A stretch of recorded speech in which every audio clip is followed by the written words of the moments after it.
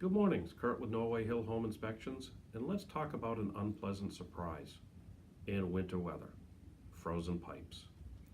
Some of our older farmhouses in New England are prone to frozen pipes year after year. There's a lot of issues that can occur with frozen pipes besides just the lack of water and the inconvenience to the home.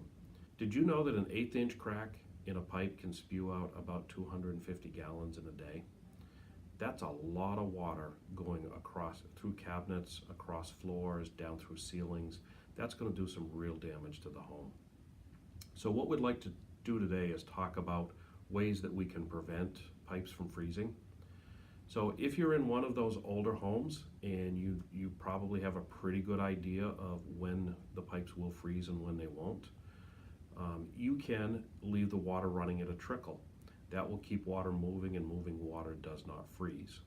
One of the things that you want to be careful of is if you're on a septic system that you don't flood out the septic system by doing that for several days.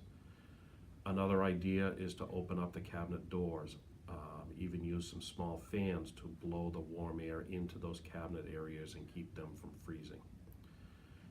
If you do have, this was an old trick I learned. I lived when I was first married, we were living in an old farmhouse, and when the wind blew just right and it was below 10 degrees out, we would freeze the kitchen sink.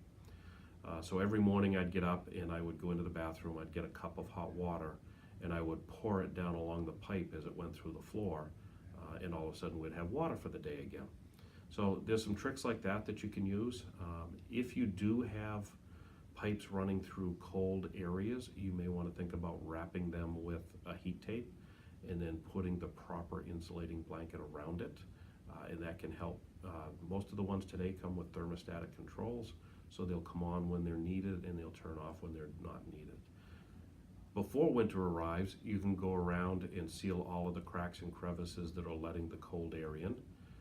And you can put in some, just like you would do with a wood stove. You might, if you had a wood stove that was too close to a combustible, you put a heat shield around it. You can do the same thing with a pipe.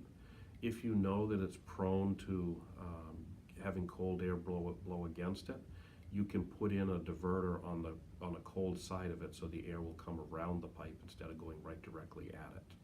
And let's not forget the outside of the house. Before winter hits, you want to unscrew all of those hose bibs on the sillcocks, and you want to make sure all of those things are ready for winter.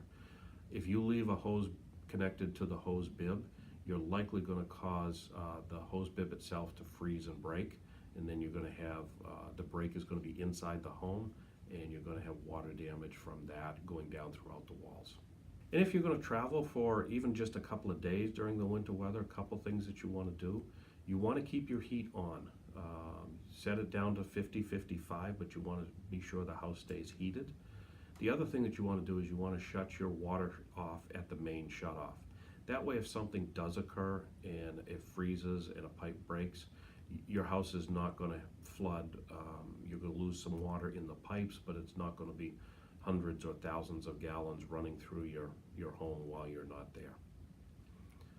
So we're glad to provide you with these tips. Hope they help. Stay warm, and we'll talk soon.